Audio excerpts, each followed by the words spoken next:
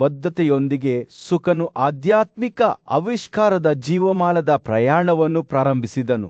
ಅದು ಅವನನ್ನು ಸಂತತ್ವದ ಉತ್ತುಂಗಕ್ಕೆ ಕೊಂಡೊಯ್ಯುತ್ತದೆ. ಈ ರೀತಿಯಾಗಿ ಸುಕನ ಜನ್ಮದ ಕಥೆಯನ್ನು ಇತಿಹಾಸದ ವೃತ್ತಾಂತಗಳಲ್ಲಿ ಕೆತ್ತಲಾಗಿದೆ. ಇದು ಭಕ್ತಿಯ ಪರಿವರ್ತಕ ಶಕ್ತಿ ಮತ್ತು ಪ್ರಾಪಂಚಿಕತೆಯನ್ನು ಮೀರಲು ಬಯಸುವವರ ಅದಮ್ಯ ಇಚ್ಛೆಗೆ ಸಾಕ್ಷಿಯಾಗಿದೆ. ದೂರದ ದೇಶದಲ್ಲಿ ಭೀಷ್ಮನ ಮಾತುಗಳು ಆತನ ಶಿಷ್ಯರ ಮನಸ್ಸಿನಲ್ಲಿ ಪ್ರತಿಧ್ವನಿಸುತ್ತಿದ್ದರು. ಅವರಲ್ಲಿ ಜ್ಞಾನ ಮತ್ತು ಆತ್ಮಸಾಕ್ಷಾತ್ಕಾರದ ತೀರಿಸಲಾಗದ ಬಾಯಾರಿಕೆ ಹೊಂದಿದ್ದ ಯುವ ತಪಸ್ವಿ ಸುಕನು ಒಬ್ಬನಾಗಿದ್ದನು. ಆತ ಪ್ರಾಚೀನ ಧರ್ಮಗ್ರಂಥಗಳನ್ನು ಅಧ್ಯಯನ ಮಾಡಲು ಮತ್ತು ಯೋಗದ ಕಲೆಯನ್ನು ಕರಗತ ಮಾಡಿಕೊಳ್ಳಲು ಲೆಕ್ಕವಿಲ್ಲದಷ್ಟು ವರ್ಷಗಳನ್ನು ಕಳೆದ ತನ್ನ ಪೂಜ್ಯ ತಂದೆ ವ್ಯಾಸನ ಬಳಿಗೆ ಹೋದನು. ವಿಮೋಚನೆಯ ಹಾದಿಯಲ್ಲಿ ತನ್ನ ಬುದ್ಧಿವಂತಿಕೆಯನ್ನು ಹಂಚಿಕೊಳ್ಳುವಂತೆ ವ್ಯಾಸನನ್ನು ವಿನಂತಿಸಿದಾಗ ಶುಕನ ಕಣ್ಣುಗಳು ಭಕ್ತಿಯಿಂದ ಹೊಳೆಯುತ್ತಿದ್ದವು. ಬ್ರಹ್ಮಾಂಡದ ರಹಸ್ಯಗಳನ್ನು ಚೆನ್ನಾಗಿ ತಿಳಿದಿರುವ ವ್ಯಾಸನು ತನ್ನ ಮಗನ ಮೇಲೆ ಕರುಣೆಯಿಂದ ಮುಗುಳ್ನಕ್ಕನು. ಯೋಗದ ಕುರಿತಾದ ಗ್ರಂಥಗಳನ್ನು ಅಧ್ಯಯನ ಮಾಡಿ ಸುಕ ಅವನು ಹೇಳಿದನು, ಮತ್ತು ಕಪಿಲನ ವಿಜ್ಞಾನವನ್ನು ಕರಗತ ಮಾಡಿಕೊಳ್ಳಿ. ನೀವು ಈ ತತ್ವಗಳನ್ನು ಗ್ರಹಿಸಿದಾಗ ನಾನು ನಿಮ್ಮನ್ನು ಮಿಥಿಲೆಯ ಬುದ್ಧಿವಂತ ರಾಜ ಜನಕನ ಬಳಿಗೆ ಕಳುಹಿಸುತ್ತೇನೆ. ಅವರು ನಿಮ್ಮ ಪ್ರಯಾಣದಲ್ಲಿ ನಿಮಗೆ ಮತ್ತಷ್ಟು ಮಾರ್ಗದರ್ಶನ ನೀಡುತ್ತಾರೆ. ಭಕ್ತಿ ಮತ್ತು ನಮ್ರತೆಯಿಂದ ತುಂಬಿದ ಹೃದಯದಿಂದ ಸುಕನು ತನ್ನ ಪ್ರಯಾಣವನ್ನು ಪ್ರಾರಂಭಿಸಿದನು. ಅವನು ಪರ್ವತಗಳು, ನದಿಗಳು ಮತ್ತು ಕಾಡುಗಳನ್ನು ದಾಟಿ ವಿಶಾಲವಾದ ಭೂಮಿಯನ್ನು ಸುಲಭವಾಗಿ ದಾಟಿದನು. ಆದರೂ ಅವನು ತನ್ನ ಯೋಗ ಶಕ್ತಿಗಳಿಂದ ಆಕಾಶದ ಮೂಲಕ ಹಾರಬಹುದಾಗಿತ್ತು. ಅವನು ನಡೆಯುವಾಗ ಅವನು ತನ್ನ ಸುತ್ತಲಿನ ಜಗತ್ತನ್ನು, ಅದರ ಸೌಂದರ್ಯ, ಅದರ ಹೋರಾಟಗಳು ಮತ್ತು ಅದರ ಜನರನ್ನು ಗಮನಿಸಿದನು. ಅವನ ಮನಸ್ಸು ಶಾಂತವಾಗಿತ್ತು. ಅವನ ಅಂತಿಮ ಗುರಿಯ ಮೇಲೆ ಕೇಂದ್ರೀಕೃತವಾಗಿತ್ತು. ಆ ವಿಮೋಚನೆಯನ್ನು ಸಾಧಿಸುವುದು. ಮಿಥಿಲಾಕ್ಕೆ ಆಗಮಿಸಿದ ನಂತರ ರಾಜ ಜಾನಕನ ದ್ವಾರಪಾಲಕರ ಬಳಿ ನಗರವನ್ನು ಪ್ರವೇಶಿಸಲು ಅನುಮತಿ ನೀಡುವಂತೆ ವಿನಂತಿಸುತ್ತಾ ಸುಕನು ಸಂದೇಶ ಕಳುಹಿಸಿದನು. ತಮ್ಮ ನಡವಳಿಕೆಯಲ್ಲಿ ಹೊರಟಾದ ದ್ವಾರಪಾಲಕರು ಆರಂಭದಲ್ಲಿ ಆತನ ದಾರಿಯನ್ನು ತಡೆದರು. ಆದರೆ ಅವರಲ್ಲಿ ಒಬ್ಬರು ಸಹಾನುಭೂತಿಯಿಂದ ಚಲಿಸಿ ಸುಕನನ್ನು ಅರಮನೆಗೆ ಕರೆದೊಯ್ದರು. ಅಲ್ಲಿ ಅವರನ್ನು ಗೌರವ ಮತ್ತು ಸೌಜನ್ಯದಿಂದ ಸ್ವಾಗತಿಸಲಾಯಿತು. ರಾಜನ ಮಂತ್ರಿಯು ಸುಂದರವಾದ ಮಹಿಳೆಯರ ಜೊತೆಗೂಡಿ ರಾಜಮನೆತನಕ್ಕೆ ಸುಕನನ್ನು ಸ್ವಾಗತಿಸಿದನು. ನೃತ್ಯ, ಸಂಗೀತ ಮತ್ತು ಸಂಭಾಷಣೆಯಲ್ಲಿ ನುರಿತ ಈ ಹುಡುಗಿಯರು ತಮ್ಮ ಸೌಂದರ್ಯ ಮತ್ತು ಮೋಡಿಗಾಗಿ ಹೆಸರುವಾಸಿಯಾಗಿದ್ದರು. ಅವರು ಸುಕನನ್ನು ಉಪಹಾರವಾಗಿ ಅರ್ಪಿಸಿದರು, ಅವನನ್ನು ಪೂಜಿಸಿದರು ಮತ್ತು ಅದ್ಭುತಗಳನ್ನು ತೋರಿಸುತ್ತಾ ಅವನನ್ನು ಉದ್ಯಾನಗಳ ಮೂಲಕ ಕರೆದೊಯ್ದರು. ರಾತ್ರಿ ಉರುಳಿದಂತೆ ಸುಕನು ಚಿಂತನೆಯಲ್ಲಿ ಕುಳಿತನು. ಅವನ ಮನಸ್ಸು ತನ್ನ ಆಂತರಿಕ ಅನ್ವೇಷಣೆಯ ಮೇಲೆ ಕೇಂದ್ರೀಕೃತವರಿತು. ಅವನು ಯೋಗಕ್ಕೆ ತನ್ನನ್ನು ಅರ್ಪಿಸಿಕೊಂಡನು, ನಂತರ ನಿದ್ರಿಸಿದನು.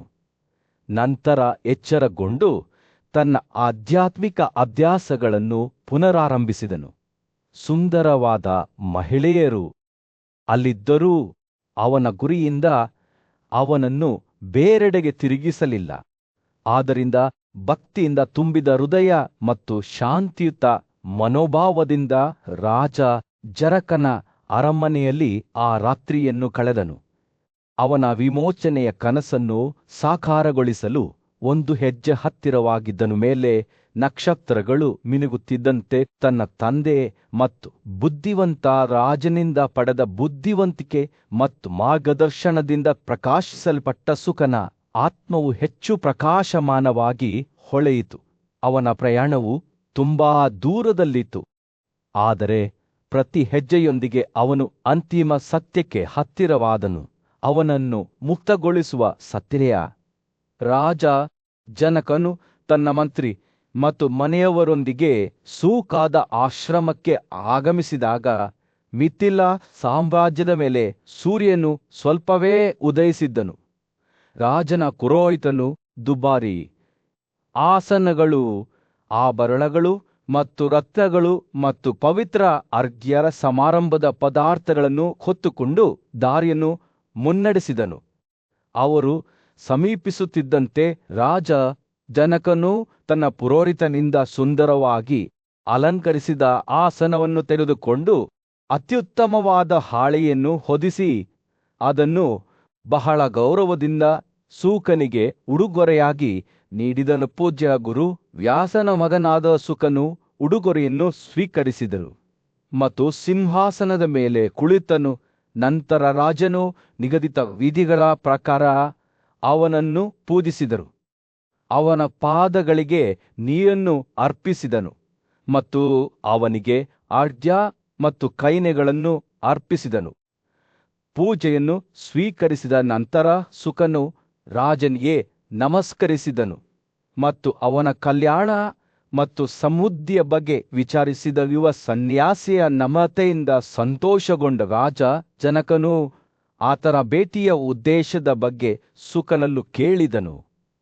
ವಿಮೋಚನೆಯ ಮಾರ್ಗದ ತಿಳುವಳಿಕೆಗೆ ಹೆಸರುವಾಸಿಯಾದ ಬುದ್ಧಿವಂತ ರಾಜ ಜನಕನಿಂದ ಮಾರ್ಗದರ್ಶನ ಪಡೆಯಲು ತನ್ನ ಸರ್ನಿಂದ ಕಳುಹಿಸಲಾಗಿದೆ ಎಂದು ಶುಕನು ಉತ್ತರಿಸಿದನು.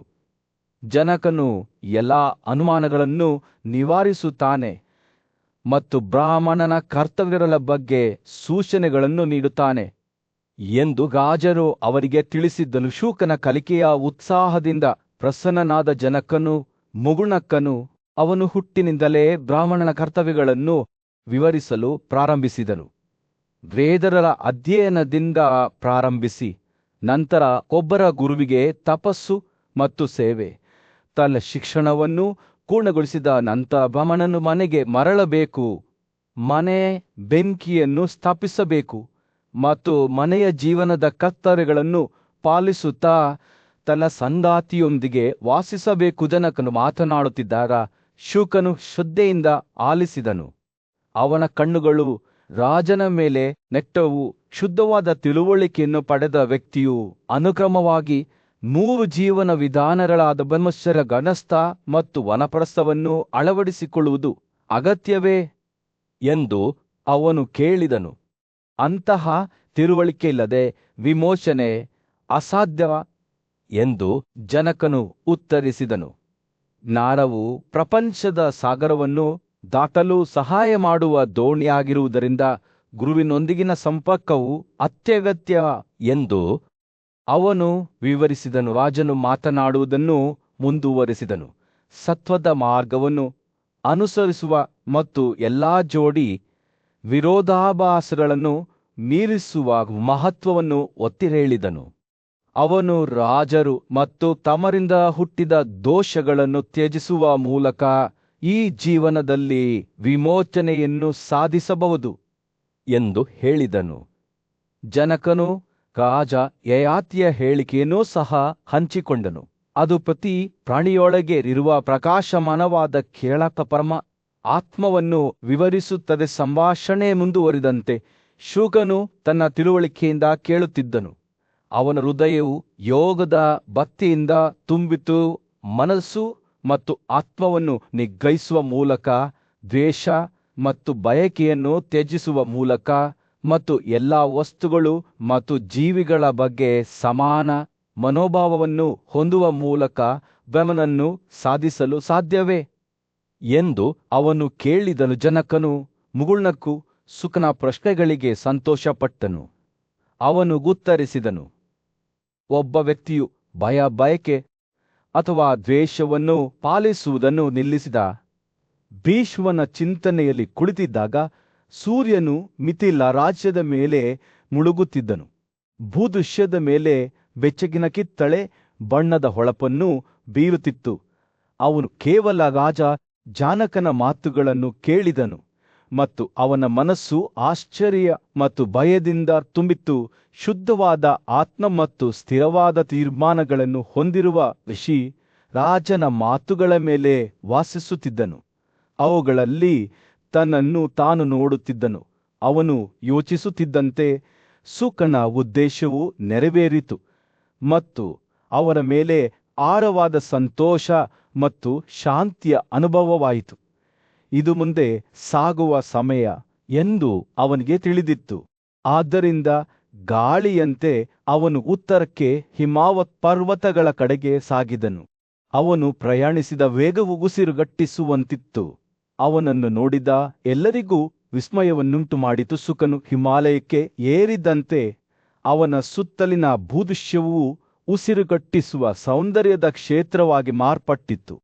ಅಪ್ಸರರು ಗಾಳಿಯಲ್ಲಿ ನೃತ್ಯ ಮಾಡಿದರು. ಅವರ ಅಲೌಕಿಕ ರೂಪಗಳು ಪಾರಮಾರ್ಥಿಕ ಬೆಳಕಿನೊಂದಿಗೆ ಮಿನುಗುತ್ತಿದ್ದು. ಕಿನ್ನಾರರು ಮತ್ತು ಬೃಂದರಾಜರು ಸಿಹಿ ಮಧುರವನ್ನು ಹಾಡಿದರು. ಆದರೆ ಮಡ್ಗುಸ್ ಮತ್ತು ಕಂಜರಿತರು ಸ್ವರಮೇಳಕ್ಕೆ ತಮ್ಮದೇ ಆದ ಕಾಡುವ ಸಾಮರಸ್ಯವನ್ನು ಸೇರಿಸಿದರು. ಅವರ ವೈವಿಧ್ಯಮಯ ವರ್ಣಗಳು ಸೃಷ್ಟಿಯ ವೈವಿಧ್ಯತೆಗೆ ಸಾಕ್ಷಿಯಾಗಿವೆ. ನವಿಲುಗಳು ತಮ್ಮ ಉತ್ಸಾಹಭರಿತ ಗರಿಗಳನ್ನು ಹರಡಿಕೊಂಡವು. ಹಂಸಗಳು ಮತ್ತು ಸಂತೋಷಭರಿತ ಕೋಕಿಲಾಗಳ ನಡುವೆ ನೃತ್ಯ ಮಾಡುವಾಗ ಅವುಗಳ ಕರ್ಕಶವಾದ ಆದರೆ ಸುಮಧುರವಾದ ಕೂಗುಗಳು ಗಾಳಿಯನ್ನು ತುಂಬಿದವು. ಪಕ್ಷಿಗಳ ರಾಜಕುಮಾರನಾದ ಗರುಡನು ಶಿಖರದ ಮೇಲೆ ವಾಸಿಸುತ್ತಿದ್ದನು. ಅವನ ಚುಚ್ಚುವ ನೋಟವು ಕೆಳಗಿನಿಂದ ಎಲ್ಲವನ್ನು ಪರಿಶೀಲಿಸುತ್ತಿತ್ತು. ವಿಶ್ವದ 4 ರಾಜದೇವತೆಗಳು ಮತ್ತು ವಿವಿಧ ವರ್ಗದ ಋಷಿಗಳು ಆಗಾಗ್ಗೆ ಈ ಪವಿತ್ರ ಸ್ಥಳಕ್ಕೆ ಬರುತ್ತಿದ್ದರು. ಬ್ರಹ್ಮಾಂಡಕ್ಕೆ ಒಳ್ಳೆಯದನ್ನು ಮಾಡಲು ಪ್ರಯತ್ನಿಸುತ್ತಿದ್ದರು. ಇಲ್ಲಿಯೇ ವಿಷ್ಣುವು ಮಗನನ್ನು ಪಡೆಯಲು ತೀವ್ರ ತಪಸ್ಸನ್ನು ನಡೆಸಿದ್ದನು ಮತ್ತು ಇಲ್ಲಿಯೇ ಕುಮಾರನು ಆಕಾಶದ ಸೇನಾಪತಿ ಭೂಮಿಯನ್ನು ಅದರ ಶಕ್ತಿಯಿಂದ ಚುಚ್ಚಿದನು. ಸ್ಕಂದನ ಸವಾದು ಇನ್ನೂ ಯುಗಯುಗಗಳಲ್ಲಿ ಪ್ರತಿಧ್ವನಿಸಿತು. ಶಕ್ತಿಯಲ್ಲಿ ನನಗಿಂತ ಶ್ರೇಷ್ಠ ವ್ಯಕ್ತಿ ಯಾರಾದರೂ ಇದ್ದರೆ, ಅಥವಾ ಬ್ರಾಹ್ಮಣರನ್ನು ಹೆಚ್ಚು ಪ್ರೀತಿಸುವವರು, ಅಥವಾ ಬ್ರಾಹ್ಮಣರು ಮತ್ತು ವೇದಗಳ ಭಕ್ತಿಯಲ್ಲಿ ನನ್ನೊಂದಿಗೆ ಹೋಲಿಸಬಹುದಾದವರು ಇದ್ದರೆ, ಅವನು ಈ ಬಾಣವನ್ನು ಎಳೆಯಲಿ ಅಥವಾ ಕನಿಷ್ಠ ಅದನ್ನು ಅಲುಗಾಡಿಸಲಿ. ಈ ಬಾಣವನ್ನು ಯಾರು ಎತ್ತುತ್ತಾರೆ ಎಂದು ತಮ್ಮನ್ನು ತಾವು ಕೇಳಿಕೊಂಡಾಗ 3 ಲೋಕಗಳು ನಡುಗಿದವು. ವಿಷ್ಣುವು ಸ್ಕಂದನ ಸವಾಲಿನಿಂದ ತೊಂದರೆಗೀಡಾದ ಎಲ್ಲಾ ದೇವತೆಗಳಾದ ಅಸುರರು ಮತ್ತು ರಾಕ್ಷಸರನ್ನು ನೋಡಿದನು. ಈ ಪರಿಸ್ಥಿತಿಯಲ್ಲಿ ಏನು ಮಾಡಬೇಕು ಎಂಬುದರ ಬಗ್ಗೆ ಅವನು ಯೋಚಿಸಿದನು. ಸವಾಲನ್ನು ಸಹಿಸಲಾರದೆ ಅವನು ಅದಿ ದೇವತೆಯ ಮಗನಾದ ಸ್ಕಂದನ ಮೇಲೆ ತನ್ನ ಕಣ್ಣುಗಳನ್ನು ಹಾಕಿದನು. ವಿಷ್ಣು ತನ್ನ ಎಡಗೈಯಿಂದ ಹೊತ್ತಿ ಉರಿಯುತ್ತಿದ್ದ ಬಾಣವನ್ನು ಹಿಡಿದುಕೊಂಡು ಅದನ್ನು ಅಲುಗಾಡಿಸಲು ಪ್ರಾರಂಭಿಸಿದನು. ವಿಷ್ಣುವು ದೊಡ್ಡ ಶಕ್ತಿಯನ್ನು ಹೊಂದಿದ್ದರಿಂದ ಇಡೀ ಭೂಮಿಯು ಬಾಣದಿಂದ ಅಲುಗಾಡಿತು. ಬಾಣವನ್ನು ಮೇಲಕ್ಕೆತ್ತಲು ಸಮರ್ಥನಾಗಿದ್ದರೂ ಅವನು ಅದನ್ನು ಅಲುಗಾಡಿಸುವುದರಲ್ಲಿ ಮಾತ್ರ ತೃಪ್ತನಾಗಿದ್ದನು. ಸ್ಕಂದನ ಗೌರವವನ್ನು ಹಾಗೇ ಉಳಿಸಿಕೊಂಡನು. ಅದನ್ನು ಅಲುಗಾಡಿಸಿದ ನಂತರ ವಿಷ್ಣು ಪ್ರಹ್ಲಾದನನ್ನು ಉದ್ದೇಶಿಸಿದ, ನೋಡಿ, ಕುಮಾರನ ಶಕ್ತಿ ಒಳಗೆ ಬೇರೆ ಯಾರೂ ಇಲ್ಲ. ಪೂಜ್ಯ ಋಷಿ ವ್ಯಾಸನು ತನ್ನ ಮಗನಾದ ಶುಕನೊಂದಿಗೆ ವಾಸಿಸುತ್ತಿದ್ದ ಪರ್ವತದ ಆಶ್ರಯದ ಮೇಲೆ ಸೂರ್ಯನು ಮುಳುಗುತ್ತಿದ್ದನು. ತಮ್ಮ ಗುರುಗಳಿಂದ ವೈದಿಕ ಧರ್ಮಗ್ರಂಥಗಳಲ್ಲಿ ತರಬೇತಿ ಪಡೆದ ವ್ಯಾಸನ ಶಿಷ್ಯರು ಭೂಮಿಯ ಮೇಲಿನ ವೇದಗಳನ್ನು ವಿಂಗಡಿಸಲು ಹೊರಟಿದ್ದರು. ಅವರು ವೇದಗಳ ಜ್ಞಾನವನ್ನು ದೂರದವರೆಗೆ ಹರಡುತ್ತಾರೆ ಎಂದು ತಿಳಿದುಕೊಂಡು ಅವರು ಸಂತೋಷ ಮತ್ತು ಉದ್ದೇಶದ ಪ್ರಜ್ಞೆಯಿಂದ ತುಂಬಿದ್ದರು. ಶಿಷ್ಯರು ಪರ್ವತದಿಂದ ಇಳಿಯುತ್ತಿದ್ದಂತೆ ಅವರು ಅಧಿಷ್ಠೋಮ ಸೇರಿದಂತೆ ವಿವಿಧ ತ್ಯಾಗಗಳನ್ನು ಮಾಡಿದರು ಮತ್ತು ಬ್ರಾಹ್ಮಣರು, ಕ್ಷತ್ರಿಯರು ಮತ್ತು ವೈದ್ಯರ ಆಚರಣೆಗಳನ್ನು ನೆರವೇರಿಸಿದರು. ಬ್ರಾಹ್ಮಣರು ಅವರನ್ನು ಬಹಳ ಗೌರವದಿಂದ ನೋಡಿಕೊಂಡರು ಮತ್ತು ಸಮೃದ್ಧಿ ಮತ್ತು ಖ್ಯಾತಿಯ ಜೀವನವನ್ನು ನಡೆಸಿದರು, ಬೋಧನೆ ಮಾಡಿದರು ಮತ್ತು ತ್ಯಾಗಗಳಲ್ಲಿ ಕಾರ್ಯನಿರ್ವಹಿಸಿದ ವೇತಮಧ್ಯೆ ಆಶ್ರಯದಲ್ಲಿ ವ್ಯಾಸವು ತನ್ನ ಶಿಷ್ಯರ ನಿರ್ಗಮನದ ಬಗ್ಗೆ ಆತಂಕದಿಂದ ತುಂಬಿದ ಮನಸ್ಸಿನಲ್ಲಿ ಚಿಂತನೆಯಲ್ಲಿ ಕುಳಿತನು. ಅವನ ಮಗ ಸುಕನು ಸಹ ಅಲ್ಲಿದ್ದನು, ಆದರೆ ಅವನು ದೂರದಲ್ಲಿದ್ದಂತೆ ತೋರುತ್ತಾನೆ. ಆಲೋಚನೆಯಲ್ಲಿ ಕಳೆದು ಹೋದನು. ವಾತಾವರಣದಲ್ಲಿನ ಬದಲಾವಣೆಯನ್ನು ಅರಿತ ಮಹಾನ್ ತಪಸ್ವಿ ಮತ್ತು ದ್ರಷ್ಟ ನಾರದನು ಆಶ್ರಯಕ್ಕೆ ಬಂದನು. ಅವನು ವ್ಯಾಸನ ಬಳಿಗೆ ಹೋಗಿ ವೈದಿಕ ಶಬ್ದಗಳು ಏಕೆ ಮೌನವಾಗಿವೆ ಎಂದು ಕೇಳಿದನು. ವ್ಯಾಸನ ಉತ್ತರವು ಒಂದು ಸಂತೋಷ ಮತ್ತು ಉದ್ದೇಶವಾಗಿತ್ತು. ಅವನು ತನ್ನ ಮಗನಾದ ಶುಕನೊಂದಿಗೆ ವೇದಗಳನ್ನು ಪಠಿಸುತ್ತಿದ್ದನು. 3 ಲೋಕಗಳನ್ನು ಅವುಗಳ ಪವಿತ್ರ ಧ್ವನಿಯಿಂದ ತುಂಬಿಸುತ್ತಿದ್ದನು. ಆದ್ದರಿಂದ ಸರ್ ಮತ್ತು ಮಗ ಒಟ್ಟಿಗೆ ವೇದಗಳನ್ನು ಪಠಿಸಲು ಪ್ರಾರಂಭಿಸಿದರು.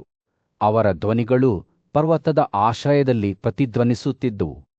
ಆದರೆ ಅವು ಪೂರ್ಣ ಪ್ರವಾಹದಲ್ಲಿದ್ದಾಗ ಸಾಗರದ ಬಿರುಗಾಳಿಯಂತೆ ತೀವ್ರವಾಗಿ ಬೀಸುವ ಹಿಂಸಾತ್ಮಕ ಗಾಳಿ ಹುಟ್ಟಿತು. ವ್ಯಾಸನು ತಕ್ಷಣವೇ ಇದು ಶಕುನವೆಂದು ಅರಿತುಕೊಂಡು ಪಠಣವನ್ನು ಸ್ಥಗಿತಗೊಳಿಸಬೇಕು ಎಂದು ಸೂಚಿಸಿದನು. ಆದಾಗ್ಯೂ ಸುಕನು ಕುತೂಹಲದಿಂದ ತನ್ನ ತಂದೆಯನ್ನು ಗಾಳಿಯ ಮೂಲದ ಬಗ್ಗೆ ಕೇಳಿದನು. ವ್ಯಾಸನು ತಾನು ಸುಕನು ಭಾವೋದ್ರೇಕ ಮತ್ತು ಕತ್ತಲೆಯ ಗುಣಲಕ್ಷಣಗಳನ್ನು ಮೀರಿ ಈಗ ಒಳ್ಳೆಯತನದ ಕ್ಷೇತ್ರದಲ್ಲಿ ವಾಸಿಸುತ್ತಿದ್ದೇನೆ ಎಂಬುದರ ಸೂಚನೆಯಾಗಿದೆ ಎಂದು ಅವನಿಗೆ ಬಹಿರಂಗಪಡಿಸಿದನು. ನಂತರ ವ್ಯಾಸನು ಗಾಳಿಯ ವಿವಿಧ ಕಾರ್ಯಗಳನ್ನು ವಿವರಿಸಲು ಪ್ರಾರಂಭಿಸಿದನು. ಅವು ಪರಮ ಆತ್ಮದ ಅಭಿವ್ಯಕ್ತಿಗಳಾಗಿದ್ದವು. ಗಾಳಿ ಬೀಸುವ 7 ಮಾರ್ಗಗಳಿದ್ದವು. ಪ್ರತಿಯೊಂದೂ ತನ್ನದೇ ಆದ ವಿಶಿಷ್ಟ ಗುಣಲಕ್ಷಣಗಳನ್ನು ಹೊಂದಿತ್ತು. ಮೊದಲ ಗಾಳಿ ಸಮಾನ ಹೊಗೆ ಮತ್ತು ಶಾಖದಿಂದ ಹುಟ್ಟಿದ ಮೋಡಗಳ ಸಮೂಹವನ್ನು ಬೆಂಕಿಯೊಳಗೆ ಏರಲು ಪ್ರೇರೇಪಿಸಿತು. ಎರಡನೇ ಗಾಳಿ ಆವಾಹ ಪ್ರಕಾಶಮಾನಗಳನ್ನು ಏರಿಸಿ ಕಾಣುವಂತೆ ಮಾಡಿತು. ಮೂರನೆಯ ಗಾಳಿ ಉದ್ವಾಹ 4 ಸಾಗರಗಳಿಂದ ನೀರನ್ನು ಹೀರಿಕೊಂಡಿತು ಮತ್ತು ಅದನ್ನು ಬೆಣೆಯಲ್ಲಿನ ಮೋಡಗಳಿಗೆ ನೀಡಿತು. 4ನೇ ಗಾಳಿ ಸಂವಾದ ಮೋಡಗಳನ್ನು ಬೆಂಬಲಿಸಿತು ಮತ್ತು ಅವುಗಳನ್ನು ವಿವಿಧ ಭಾಗಗಳಾಗಿ ವಿಂಗಡಿಸಿತು. 5ನೇ ಗಾಳಿ ವಲಹಾಕ ಒಣಗಿದ ಮತ್ತು ಬೇರು ಸರಿತ ಮರಗಳಾಗಿದ್ದವು. ಇದು ಅನೇಕ ರೀತಿಯ ವಿಪತ್ತು ವಿದ್ಯಮಾನಗಳಿಗೆ ಕಾರಣವಾಯಿತು. ವ್ಯಾಸನು ಪ್ರತಿ ಗಾಳಿಯ ಕಾರ್ಯಗಳನ್ನು ವಿವರಿಸಿದಂತೆ ಶುಕನು ಶ್ರದ್ಧೆಯಿಂದ ಆಲಿಸಿದನು. ಅವನ ಮನಸ್ಸು ಜ್ಞಾನ ಮತ್ತು ತಿಳುವಳಿಕೆಯೊಂದಿಗೆ ವಿಸ್ತರಿಸಿತು. ವೇದಗಳ ಪಠಣವು ಕೇವಲ ಜ್ಞಾನದ ಪ್ರಸಾರಕ್ಕಾಗಿ ಮಾತ್ರವಲ್ಲದೆ ಪ್ರಪಂಚದ ಸಂರಕ್ಷಣೆಗಾಗಿಯೂ ಪವಿತ್ರ ಆಚರಣೆಯಾಗಿ ಮಾರ್ಪಟ್ಟಿತ್ತು.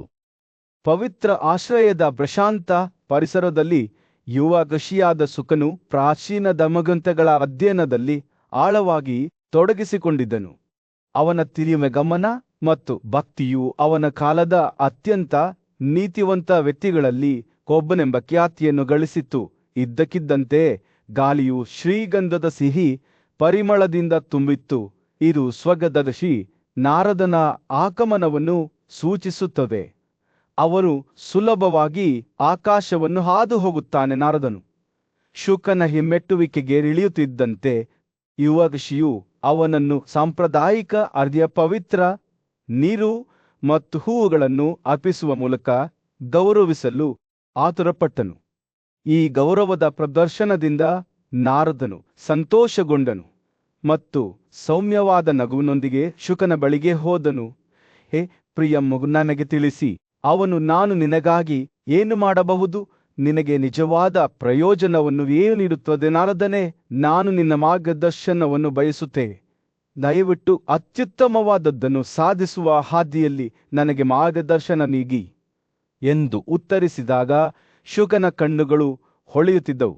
ನಾರದರು ಚಿಂತನಶೀಲವಾಗಿ ತಲೆಯಾಡಿಸಿದನು ಮತ್ತು ಶಾಂತವಾದ ಧ್ವನಿಯಲ್ಲಿ ಮಾತನಾಡಲು ಪ್ರಾರಂಭಿಸಿದನು. ಇಂದಿನ ದಿನಗಳಲ್ಲಿ ನನ್ನ ಪ್ರಿಯ ಸುಕನೇ, ಸತ್ಯವನ್ನು ಹುಡುಕುತ್ತಿದ್ದ ಕೆಲವು ಋಷಿಗಳಿಗೆ ಪ್ರಖ್ಯಾತ ಸನತ್ಕುಮಾರನು ಬುದ್ಧಿವಂತಿಕೆಯನ್ನು ನೀಡಿದನು.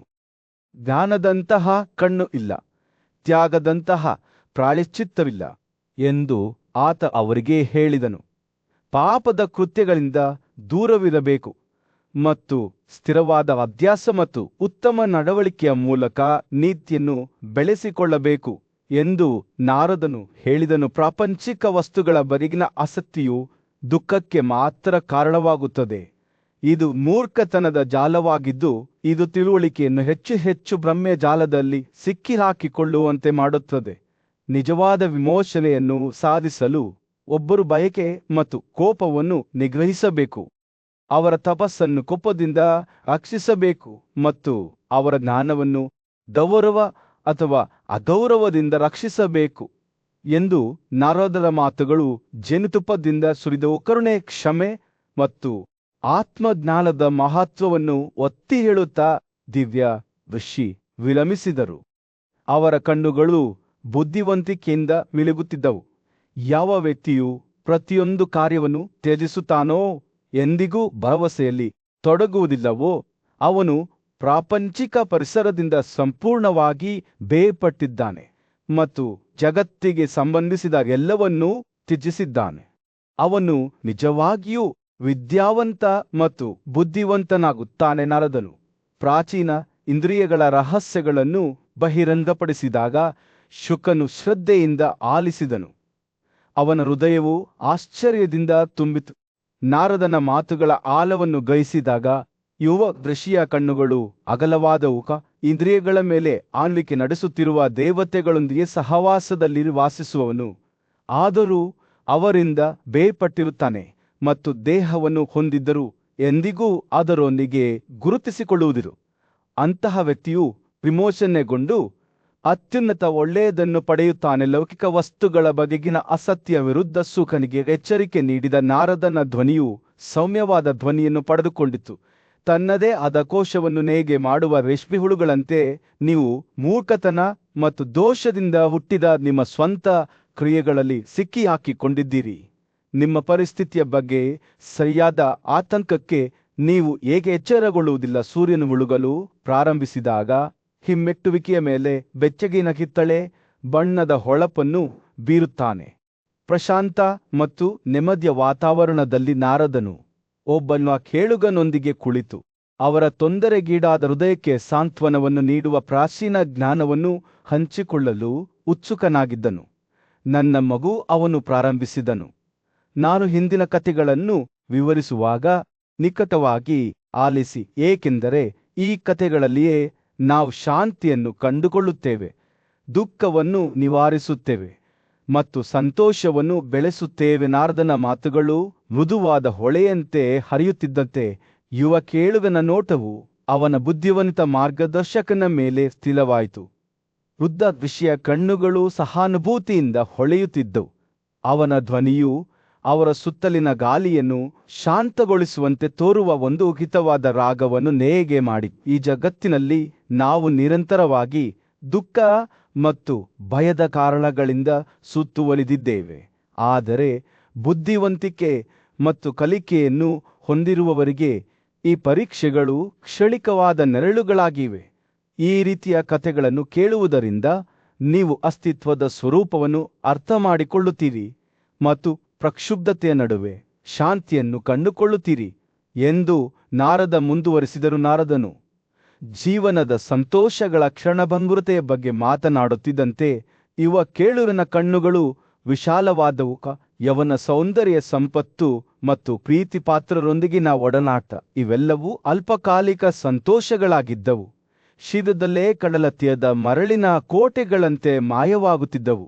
ಬುದ್ಧಿವಂತಿಕೆಯನ್ನು ಹೊಂದಿರುವವನು ಅಂತಹ ಕ್ಷಣಿಕವಾದ ಸಂತೋಷಗಳನ್ನು ಅಪೇಕ್ಷಿಸಬಾರದು, ಏಕೆಂದರೆ ಹಾಗೆ ಮಾಡುವಾಗ ಅವು ದುಃಖವನ್ನು ಮಾತ್ರ ಆಹ್ವಾನಿಸುತ್ತವೆ ಎಂದು ನಾರದನು ಘೋಷಿಸಿದನು. ಸೂರ್ಯನು ತನ್ನ ಇಳಿಯುವಿಕೆಯನ್ನು ಪ್ರಾರಂಭಿಸಿದಾಗ ಭೂದೃಶ್ಯದ ಮೇಲೆ ಬೆಚ್ಚಗಿನ ಕಿತ್ತಳೆ ಬಣ್ಣದ ಹೊಳಪನ್ನು ಬೀಸಿದಾಗ ನಾರದನು ಸಂತೃಪ್ತಿಯ ರಹಸ್ಯವನ್ನು ಹಂಚಿಕೊಂಡನು.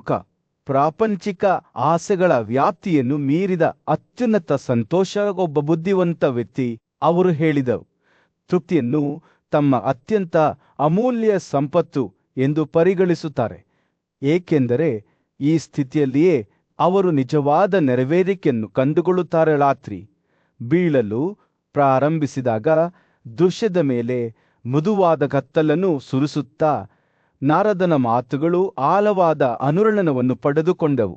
ಅವರು ಬದಲಾವಣೆಯ ಅನಿವಾರ್ಯತೆ ಮತ್ತು ಬಿಟ್ಟುಬಿಡುವ ಪ್ರಾಮುಖ್ಯತೆಯ ಬಗ್ಗೆ ಮಾತನಾಡಿದವು. ಕೇವಲ ಭೌತಿಕ ಆಸ್ತಿ ಮಾತ್ರವಲ್ಲದೆ ಜನರು ಮತ್ತು ವಸ್ತುಗಳೊಂದಿಗಿನ ಬಾಂಧವ್ಯವೂ ಸಹ ಹುರಿಯು ತನ್ನ ಬೇಟೆಯನ್ನು ವಶಪಡಿಸಿಕೊಂಡಂತೆ ಅವನು ಹೇಳಿದನು, ಸಾವು ತನ್ನ ಬಯಕೆಗಳಿಗೆ ಬದ್ಧವಾಗಿರುವವರೊಂದಿಗೆ ಓಡಿ ಹೋಗುತ್ತದೆ, ಎಂದಿಗೂ ತೃಪ್ತಿಯಾಗುವುದಿಲ್ಲ.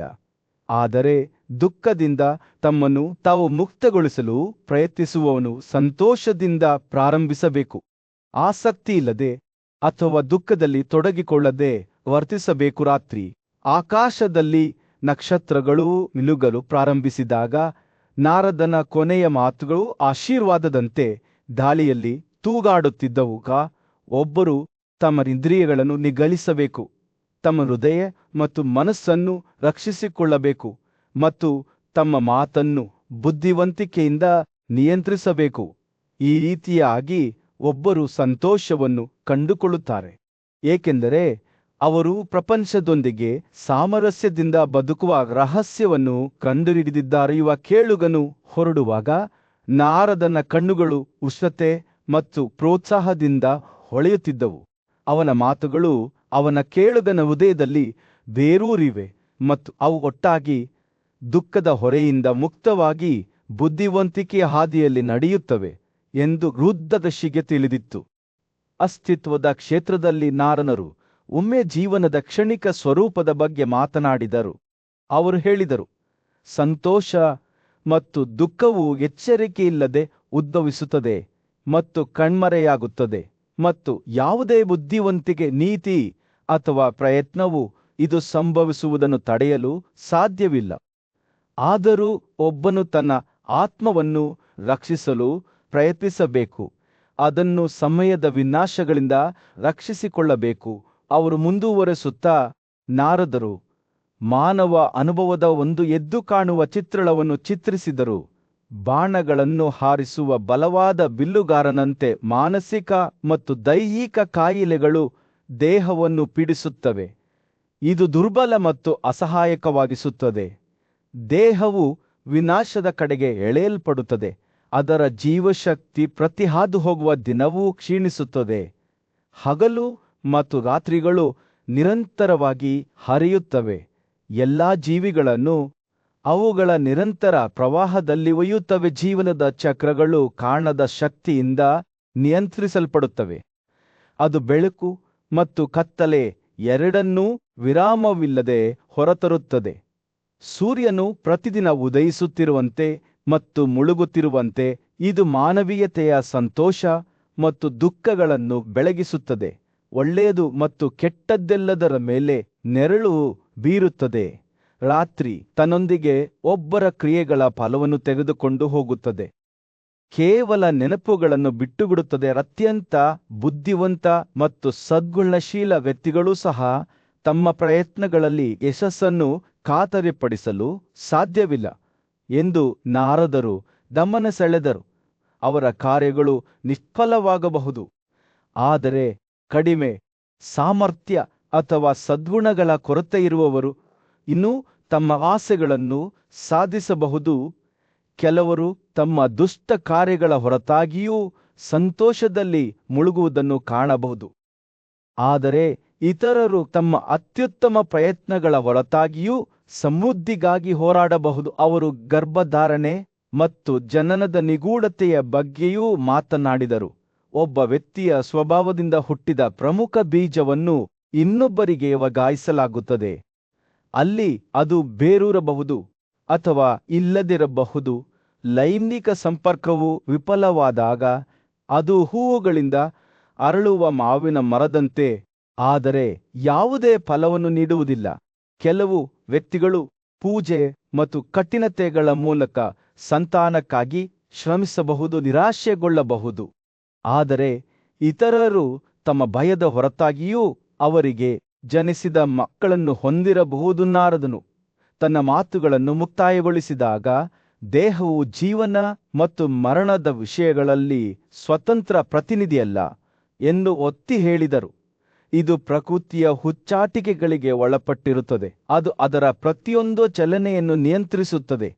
ವ್ಯಕ್ತಿಯ ಜೀವನದ ನಿಗದಿತ ಅವಧಿಯು ಕೊನೆಗೊಂಡಾಗ ಅವರ ದೇಹದ 5 ಪ್ರಾಥಮಿಕ ಅಂಶಗಳು ಉನ್ನತ ಹಂತಗಳನ್ನು ತಲುಪುತ್ತವೆ ಮತ್ತು ಕೊನೆಗೊಳ್ಳುತ್ತವೆ. ಆದರೆ ವ್ಯಕ್ತಿಯು ಸ್ವತಃ ಯಾವುದೇ ಬದಲಾವಣೆಗೆ ಒಳಗಾಗುವುದಿಲ್ಲ. ರೋಗದ ಎದುರಿನಲ್ಲಿ ಸಂಪತ್ತು ಮತ್ತು ಔಷಧದ ನಿಷ್ಫಲತೆಯ ಬಗ್ಗೆಯೂ ಅವರು ಮಾತನಾಡಿದರು.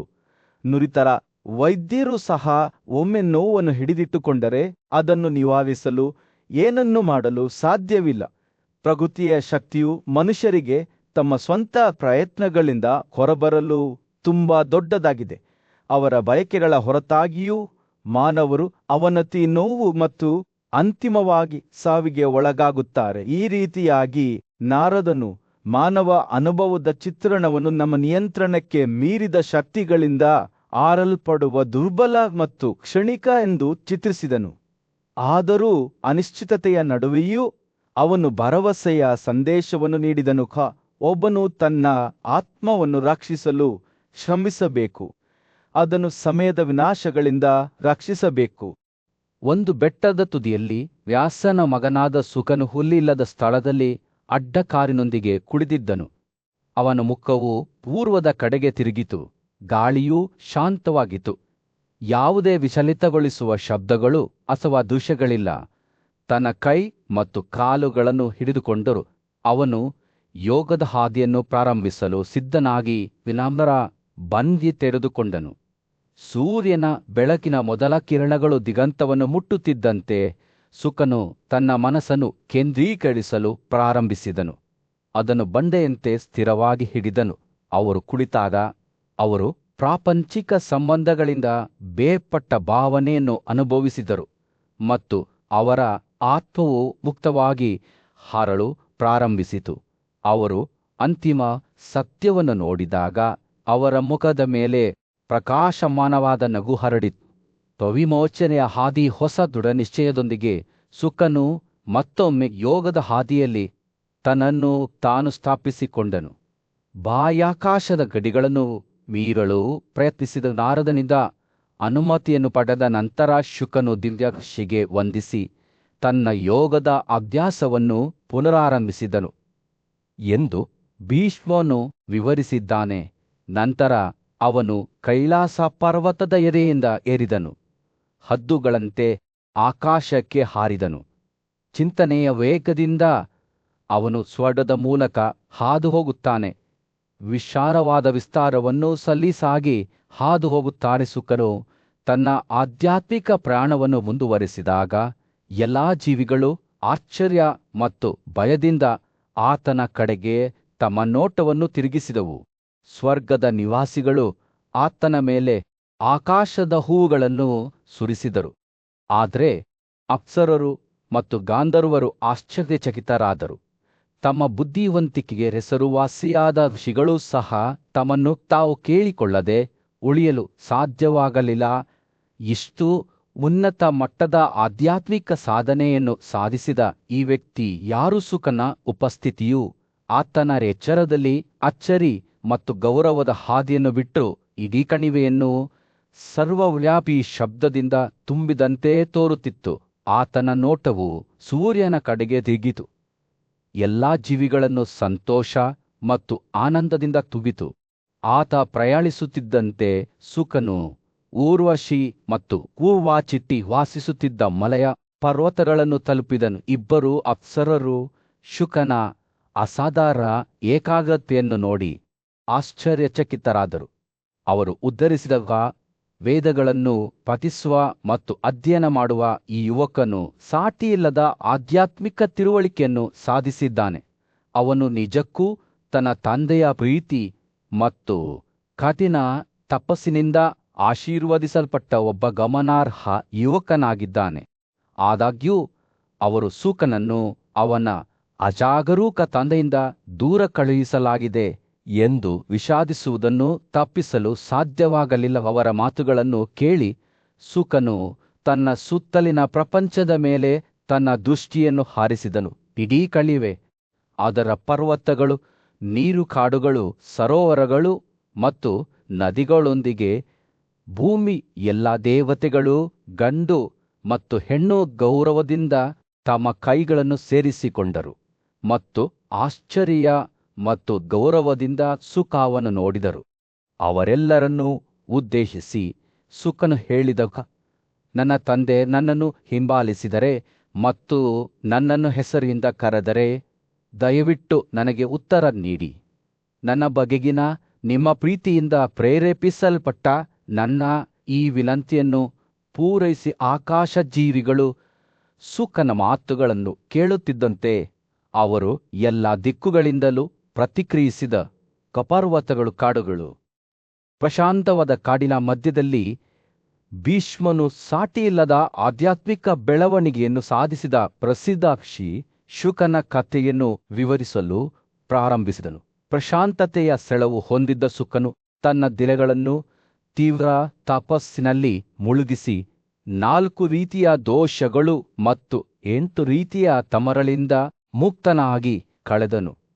ಅವನು ತನ್ನ ಹಾದಿಯಲ್ಲಿ ಮುಂದುವರೆದಂತೆ ಅವನು ಗಾಜರ ಗುಣಲಕ್ಷಣಗಳನ್ನು ತ್ಯಜಿಸಿದನು ಮತ್ತು ಅಂತಿಮವಾಗಿ ದೊಡ್ಡ ಬುದ್ಧಿವಂತಿಕೆಯಿಂದ ಸತ್ವದ ಗುಣಲಕ್ಷಣವನ್ನು ತ್ಯಜಿಸಿದನು. ಈ ಗಮನಾರ್ಹ ಬದಲಾವಣೆಯು ಅದನ್ನು ನೋಡಿದ ಎಲ್ಲರಿಗೂ ಆಶ್ಚರ್ಯವನ್ನುಂಟು ಮಾಡಿತು, ಏಕೆಂದರೆ ಅದು ಬಹುತೇಕ ಪವಾಡದಂತೆ ತೋರುತ್ತಿತ್ತು.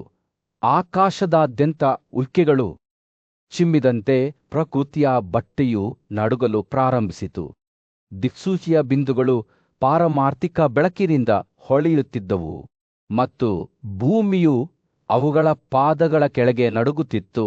ಮರಗಳು ತಮ್ಮ ಕೊಂಬೆಗಳನ್ನು ಚೆಲ್ಲಿದವು, ಪರ್ವತಗಳು ತಮ್ಮ ಶಿಖರಗಳನ್ನು ಕಳೆದುಕೊಂಡವು ಮತ್ತು ಕಣಿವೆಗಳಲ್ಲಿ ಗುಡುಗುಗಳು ಪ್ರತಿಧ್ವನಿಸಿದವು. ಸುಕನು ತನ್ನ ಆರೋಹಣವನ್ನು ಮುಂದುವರೆಸಿದಾಗ 2 ಭಾರವಾದ ಪರ್ವತ ಶಿಖರಗಳನ್ನು ನೋಡಿದನು.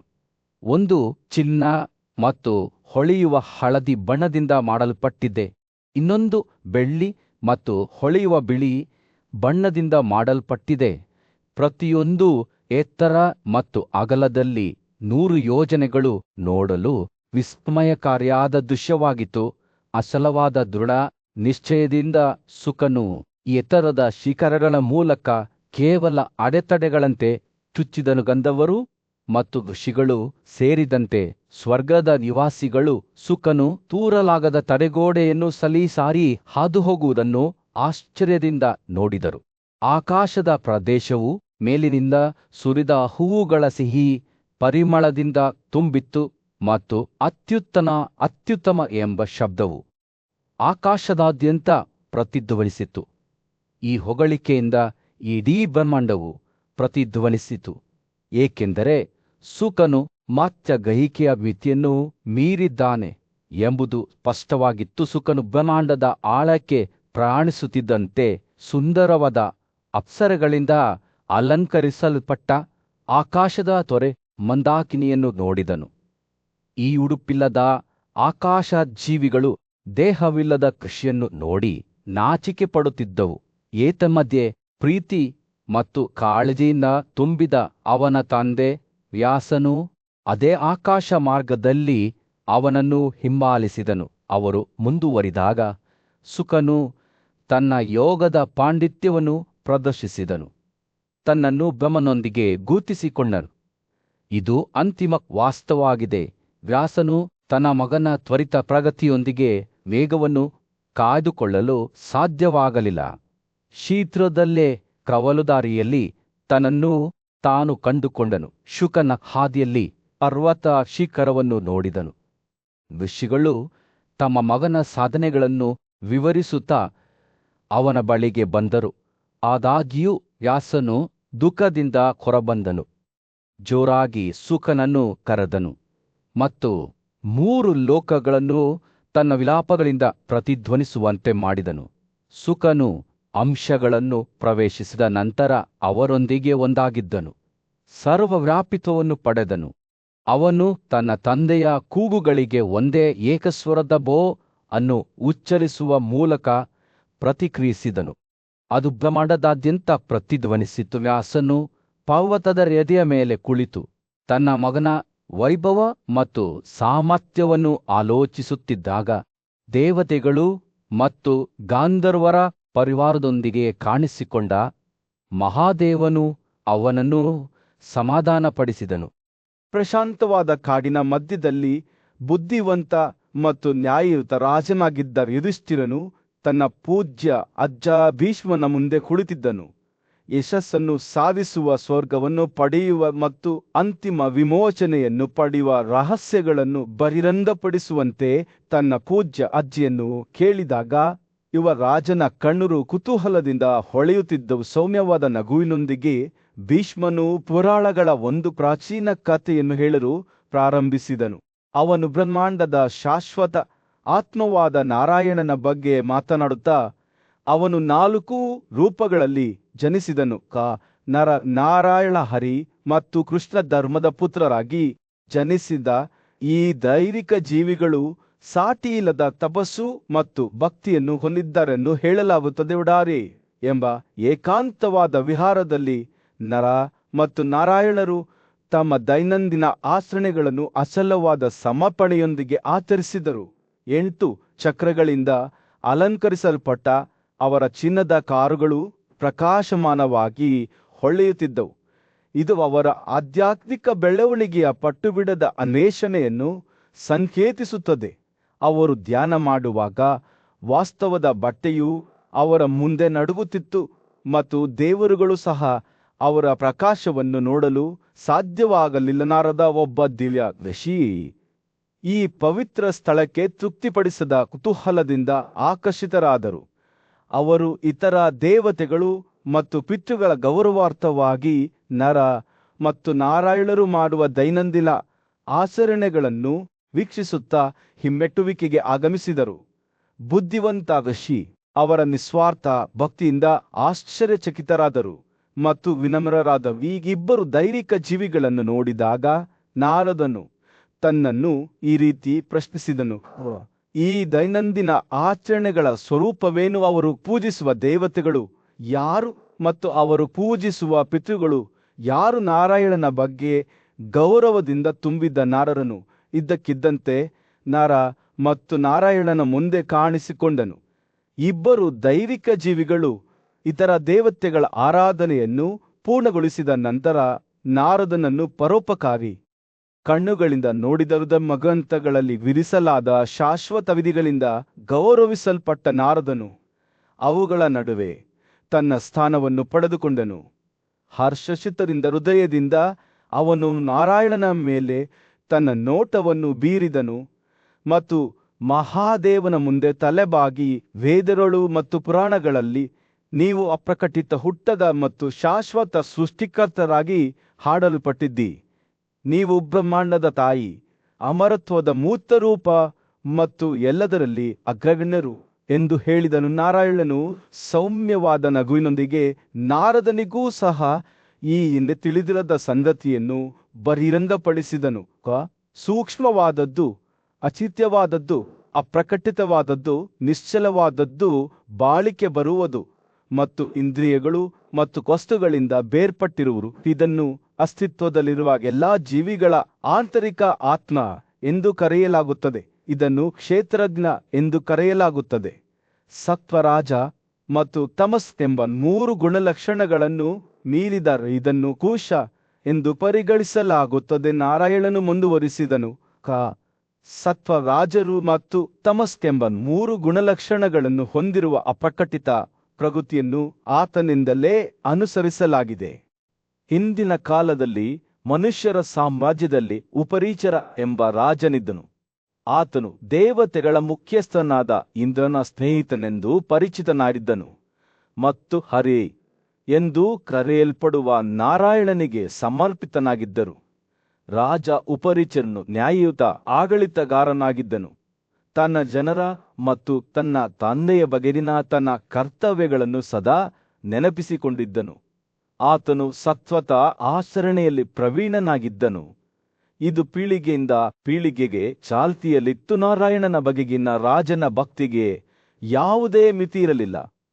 ಪ್ರತಿದಿನ ಅವನು ದೇವತೆಗಳ ದೇವರನ್ನು ಬಹಳ ಉತ್ಸಾಹದಿಂದ ಪೂಜಿಸುತ್ತಿದ್ದನು ಮತ್ತು ತನ್ನ ಆಚರಣೆಗಳನ್ನು ಪೂರ್ಣಗೊಳಿಸಿದ ನಂತರ ಅವನು ಮೊಮ್ಮಕ್ಕಳು, ಪಿತೃಗಳು ಮತ್ತು ಬ್ರಾಹ್ಮಣರಿಗೆ ಕೃತಜ್ಞತೆಯನ್ನು ಸಲ್ಲಿಸುತ್ತಿದ್ದನು.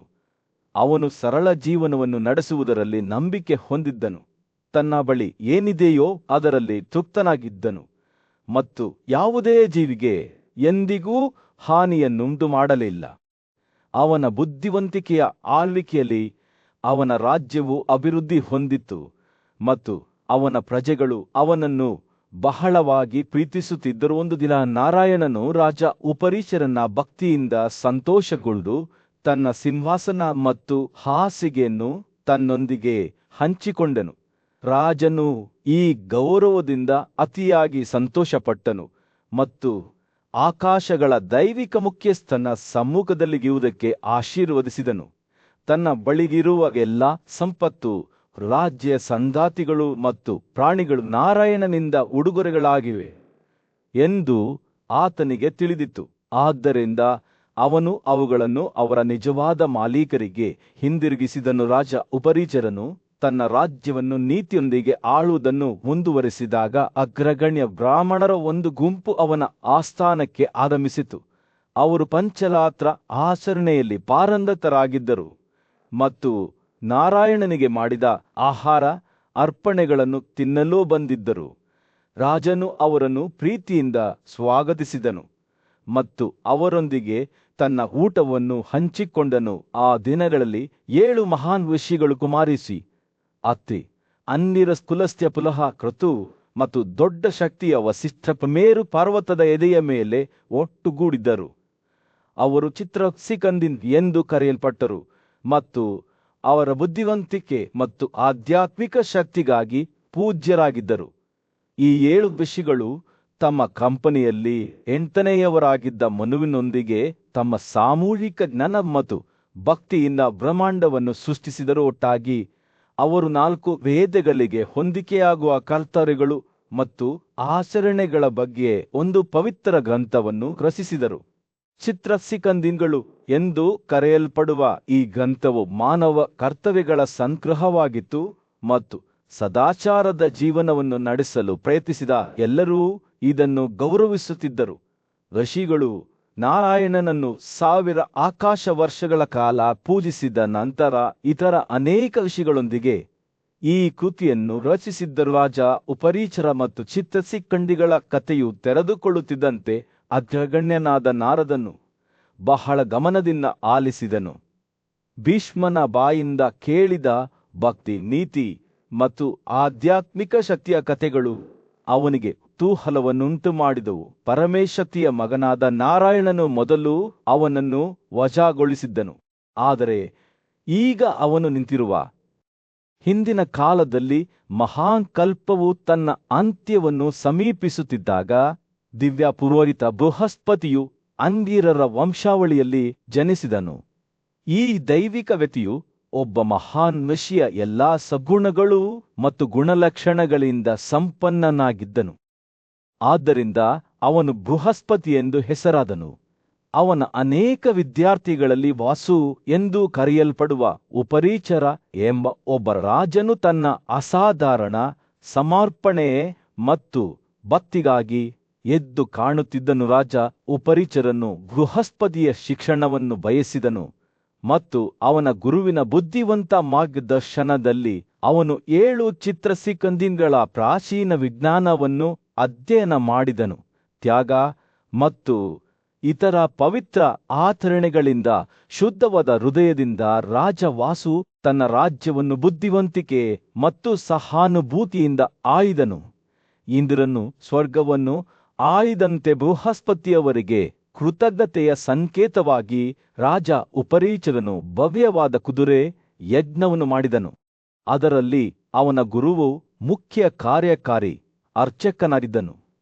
ಈ ಭವ್ಯವಾದ ಆಚರಣೆಯು ಪ್ರಜಾಪತಿಯ ಪುತ್ರರಾದ ಏಕತ, ದ್ವಿತೀಯ ಮತ್ತು ತ್ರಿತ ಜೊತೆಗೆ ಧನುಷ, ರೈವ್ಯ, ಅರ್ವವಸು, ಪರ್ವವಸು, ಮೇಧಾತಿಥಿ, ತಾಂಡ್ಯ, ಶಾಂತಿ, ಕಪಿಲ, ಸಾಲಿಹೋಟಾರ ತಂದೆ ವೈಶ್ರಾಂಪಯನನ ಹಿರಿಯ ಸಹೋದರ ಕನ್ಮ ಮತ್ತು ದೇವಹೋತ್ರ ಸೇರಿದಂತೆ ಅನೇಕ ಪೂಜ್ಯ ಋಷಿಗಳನ್ನು ಒಟ್ಟುಗೂಡಿಸಿತು. ಅವರು ಒಟ್ಟಾಗಿ 16 ಗೌರವಾನ್ವಿತ ಋಷಿಗಳ ದೊಡ್ಡ ಸಭೆಯನ್ನು ರಚಿಸಿದ. ಈ ಮಹಾನ್ ಯಜ್ಞದಲ್ಲಿ ರಾಜ ಉಪರೀಚರನು ತನ್ನ ಮಿತಿಯಿಲ್ಲದ ಕರುಣೆ ಮತ್ತು ಔದಾರ್ಯವನ್ನು ಪ್ರದರ್ಶಿಸುತ್ತಾ ಯಾವುದೇ ಪ್ರಾಣಿಗಳನ್ನು ಕೊಲ್ಲಬಾರದೆಂದು ಆದೇಶಿಸಿದ್ದನು. ಅರ್ಪಣೆಗಳು ಕೇವಲ ಅರಣ್ಯದ ಔದಾರ್ಯವನ್ನು ಒಳಗೊಂಡಿದ್ದವು ಪ್ರಾಚೀನ ದೇವತೆಗಳ ದೇವರಾದ ಹರಿಯನ್ನು ಸಹ ಮೆಚ್ಚಿಸುತ್ತಿದ್ದವು. ರಾಜನ ಆರಾಧಕನಾಗಿ ಹರಿ ತನ್ನನ್ನು ತಾನು ಕಾಣಿಸಿಕೊಂಡು ಗೌರವದಿಂದ ಅರ್ಪಿಸಿದ ಪಾಲನ್ನು ಸ್ವೀಕರಿಸಿದನು. ಆದಾಗ್ಯೂ ಕೋಪದಿಂದ ಹೊರಬಂದ ಬೃಹಸ್ಪತಿಯು ಆಕಾಶಕ್ಕೆ ಒಂದು ಕಡಾಯಿ ಎಸೆದು ಕೋಪದಿಂದ ಅಳಲು ಪ್ರಾರಂಭಿಸಿದನು. ರಾಜ ಉಪರೀಚರನನ್ನು ಉದ್ದೇಶಿಸಿ ಮಾತನಾಡುತ್ತಾ, ತಾನು ನಾರಾಯಣನ ಪಾಲಿನ ಅರ್ಪಣೆಗಳನ್ನು ತನ್ನ ಕಣ್ಣುಗಳ ಮುಂದೆ ಇಡುತ್ತೇನೆ ಎಂದು ಉದ್ಧರಿಸಿದನು. ರಾಜ ಮತ್ತು ಅವನ ಋಷಿಗಳು ಬೃಹಸ್ಪತಿಯನ್ನು ಶಾಂತಗೊಳಿಸಲು ಪ್ರಯತ್ನಿಸಿದರು. ಕೋಪಕ್ಕೆ ಆಸ್ಪದ ನೀಡದಂತೆ ಅವರನ್ನು ಒತ್ತಾಯಿಸಿದರು, ಏಕೆಂದರೆ ಇದು ಈ ಕೃತ ಯುಗದಲ್ಲಿ ಅಶೋಭನೀಯವಾಗಿತ್ತು. ಆಗ ಏಕತದ್ವಿತ ಮತ್ತು ತ್ರಿತ ಎಂಬ ಋಷಿಗಳು ನಾರಾಯಣನೊಂದಿಗಿನ ತಮ್ಮ ಮುಖಾಮುಖಿಯ ಕಥೆಯನ್ನು ಹಂಚಿಕೊಂಡರು. ಬ್ರಹ್ಮನ ಆಜ್ಞೆಯಿಂದ ಜನಿಸಿದ ಅವರು ದೈವಿಕ ದೇವತೆಯನ್ನು ಕಾಣಲು ಉತ್ತರಕ್ಕೆ ಪ್ರಯಾಣಿಸಿದ್ದರು. ಸಾವಿರಾರು ವರ್ಷಗಳ ಕಾಲ ಕಠಿಣ ತಪಸ್ಸು ಮಾಡಿದ ನಂತರ ಅವರು ಒಂದು ಕಾಲಿನ ಮೇಲೆ ನಿಂತುಕೊಂಡು ನಾರಾಯಣನ ದರ್ಶನಕ್ಕಾಗಿ ಕಾಯುತ್ತಿದ್ದರು. ಅವರು ತಮ್ಮ ಪ್ರತಿಜ್ಞೆಗಳನ್ನು ಪೂರ್ಣಗೊಳಿಸಿದಾಗ ಭೂಮಿಯಾದ್ಯಂತ ಒಂದು ಅಲೌಕಿಕ ಧ್ವನಿಯು ಪ್ರತಿಧ್ವನಿಸಿತು. ಅವರನ್ನು ವೈಟ್ ಐಲ್ಯಾಂಡ್ಗೆ ಕರೆದೊಯ್ಯಿತು.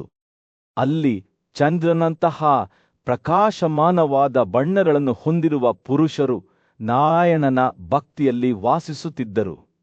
ಈ ನಿವಾಸಿಗಳು ತಮ್ಮ ಸಂಪೂರ್ಣ ಆತ್ಮದೊಂದಿಗೆ ಭಗವಂತನಿಗೆ ಸಮರ್ಪಿತರಾಗಿದ್ದರು ಮತ್ತು ಅವರ ಸಂಪೂರ್ಣ ಆತ್ಮದೊಂದಿಗೆ ಪ್ರಾಚೀನ ಬುದ್ಧಿವಂತಿಕೆಯ ಕ್ಷೇತ್ರದಲ್ಲಿ ವಾಸುರೆಂಬ ಶ್ರೇಷ್ಠ ರಾಜನು ನಾರಾಯಣನ ಮೇಲೆ ಅಚಲವಾದ ಭಕ್ತಿಯಿಂದ ಆಳ್ವಿಕೆ ನಡೆಸಿದನು. ಅವನ ನ್ಯಾಯಯುತ ಮತ್ತು ಸಹಾನುಭೂತಿಯ ಆಳ್ವಿಕೆಯಲ್ಲಿ ಅವನ ರಾಜ್ಯವು ಪ್ರವರ್ಧಮಾನಕ್ಕೆ ಬಂದಿತು ಮತ್ತು ಅವನು ತನ್ನ ಔದಾರ್ಯ ಮತ್ತು ನಿಸ್ವಾರ್ಥತೆಗೆ ಹೆಸರುವಾಸಿಯಾಗಿದ್ದನು. ಒಂದು ದಿನ ಅವನು ತನ್ನ ಆಕಾಶದ ರಥದ ಮೇಲೆ ತನ್ನ ಸೈನ್ಯ ಮತ್ತು ಪ್ರಾಣಿಗಳ ಪರಿವಾರದೊಂದಿಗೆ ಹಾರಿ ಹೋದಾಗ ದೇವರುಗಳು ಮತ್ತು ಬ್ರಾಹ್ಮಣರು ಒಂದೇ ರೀತಿ ಭಯದಿಂದ ಅವನನ್ನು ನೋಡುತ್ತಿದ್ದರು. ದೊಡ್ಡ ಖ್ಯಾತಿಯ ಬುದ್ಧಿವಂತ ಋಷಿಗಳು ವಾಸುವಿನ ಬಳಿ ಒಂದು ಪ್ರಮುಖ ಪ್ರಶ್ನೆಯೊಂದಿಗೆ ಬಂದರು. ಓ ರಾಜನೇ, ಅವರು ಕೇಳಿದರು, ಯಜ್ಞಗಳನ್ನು ಮಾಡುವ ನಿಜವಾದ ವಿಧಾನ ಯಾವುದು? ನಾವು ಮೇಕೆಗಳನ್ನು ಬಲಿಪಶುಗಳಾಗಿ ಅರ್ಪಿಸಬೇಕೇ ಅಥವಾ ಅದರ ಬದಲಿಗೆ ಧಾನ್ಯಗಳು ಮತ್ತು ಗಿಡಮೂಲಿಕೆಗಳನ್ನು ಬಳಸಬೇಕೇ? ಆದಾಗ್ಯೂ ಅರ್ಪಣೆಗಳಿಗೆ ಪ್ರಾಣಿಗಳು ಆದ್ಯತೆಯ ಆಯ್ಕೆಯಾಗಿವೆ ಎಂದು ದೇವತೆಗಳು ಒತ್ತಾಯಿಸಿದರು. ವಾಸು ಅವರ ಮಾತುಗಳಿಂದ ಪ್ರಭಾವಿತನಾಗಿ ದೇವರ ಅಭಿಪ್ರಾಯದ ಪರವಾಗಿ ಘೋಷಿಸಿದರು. ಸೂರ್ಯನ ವೈಭವದಿಂದ ಅವರ ಮುಖಗಳು ಹೊಳೆಯುತ್ತಿದ್ದ ಋಷಿಗಳು ವಾಸುವಿನ ನಿರ್ಧಾರಕ್ಕೆ ಕೋಪಗೊಂಡರು. ನೀವು ದೇವತೆಗಳ ಪಕ್ಷವನ್ನು ತೆರೆದುಕೊಂಡಿದ್ದೀರಿ, ಅವರು ಹೇಳಿದರು. ನೀವು ಸ್ವರ್ಗದಿಂದ ಬಿದ್ದು ಭೂಮಿಯ ಆಳಕ್ಕೆ ಮುಳುಗುತ್ತೀರಿ. ಮತ್ತು ಹೀಗೆ ಆಯಿತು. ರಾಜ ವಾಸು ನೆಲದ ಕಡೆಗೆ ಬಿದ್ದನು. ಅವನ ರಥವು ಭೂಮಿಯ ಗುಂಡಿಗೆ ಅಪ್ಪಳಿಸಿತು. ಋಷಿಗಳ ಶಾಪದಿಂದ ದುಃಖಿತರಾದ ದೇವರುಗಳು ವಾಸುವಿನ ಗುಂಡಿಯ ಸುತ್ತಲೂ ಕೂಡಿ ಬಂದರು.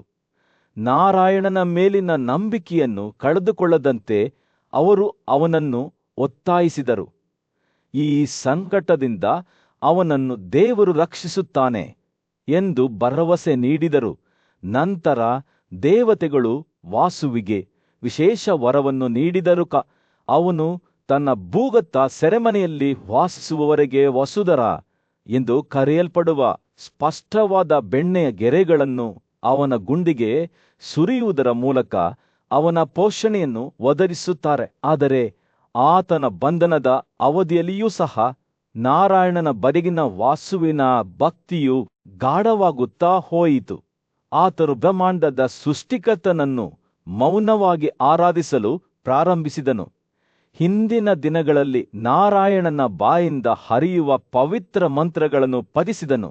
ಆತನ ಆರಾಧನೆಗಳು ವ್ಯರ್ಥವಾಗಲಿಲ್ಲ, ಏಕೆಂದರೆ ಆತನು ನಾರಾಯಣನ ಮೇಲೆ ಮಾತ್ರ ಅವಲಂಬಿಸುವುದನ್ನು ಮುಂದುವರಿಸಿದಾಗ ಭಗವಂತನು ಆತನ ಮೇಲೆ ಹೆಚ್ಚು ಹೆಚ್ಚು ಪ್ರಸನ್ನನಾದನು. ವರಗಳನ್ನು ನೀಡಿದ ಪ್ರಸಿದ್ಧನಾದ ವಿಷ್ಣುವು ನಂತರ ತನ್ನ ನಿಷ್ಠಾವಂತ ಸೇವಕನಾದ ಮಹಾವೇಗ ಮತ್ತು ಬಲವುಳ್ಳ ಪಕ್ಷಿಯಾದ ಗರುಡನನ್ನು ಉದ್ದೇಶಿಸಿ ಹೇಳಿದನು, ಬ್ರಾಹ್ಮಣರ ಕೋಪದಿಂದ ಈ ಗುಂಡಿಗೆ ಬಿದ್ದ ರಾಜ ವಾಸುವಿನ ಬಳಿಗೆ ಹೋಗಿ ತಡಮಾಡದೆ ಅವನನ್ನು ನನ್ನ ಬಳಿಗೆ ಮರಳಿ ತನ್ನಿ ಎಂದು ವಿಷ್ಣು ಆಜ್ಞಾಪಿಸಿದನು. ಆದ್ದರಿಂದ ರೆಕ್ಕೆಗಳು ಅಗಲವಾಗಿ ಹರಡಿಕೊಂಡು ಗರುಡನು ಗುಂಡಿಯತ್ತ ಧಾವಿಸಿ ವಾಸುವನ್ನು ತನ್ನ ಬಂಧನದಿಂದ ಮೇಲಕ್ಕೆತ್ತಿ ಆಕಾಶಕ್ಕೆ ಹಾರಿದನು. ಅವರು ಏರುವಾಗ ವಾಸುವಿನ ದಿವ್ಯ ರೂಪವು ಪುನಃ ಸ್ಥಾಪಿಸಲ್ಪಟ್ಟಿತು ಮತ್ತು ಅವನು ಬ್ರಹ್ಮನ ರಾಜ್ಯವನ್ನು ಮತ್ತೆ ಪ್ರವೇಶಿಸಿದನು. ಮತ್ತೊಮ್ಮೆ ಸ್ವರ್ಗದ ಮೂಲಕ ಹಾರಲು ಮುಕ್ತನಾಗಿದ್ದನು. ನಾರಾಯಣನ ಭಕ್ತಿಯುತ ಆರಾಧನೆಯು ಅವನನ್ನು ಋಷಿಗಳ ಶಾಪದಿಂದ ರಕ್ಷಿಸಿತ್ತು ಮತ್ತು ಅವನು ಈಗ ಬ್ರಹ್ಮನ ಪ್ರಸನ್ನ ಪ್ರದೇಶಗಳಲ್ಲಿ ವಾಸಿಸುತ್ತಿದ್ದನು.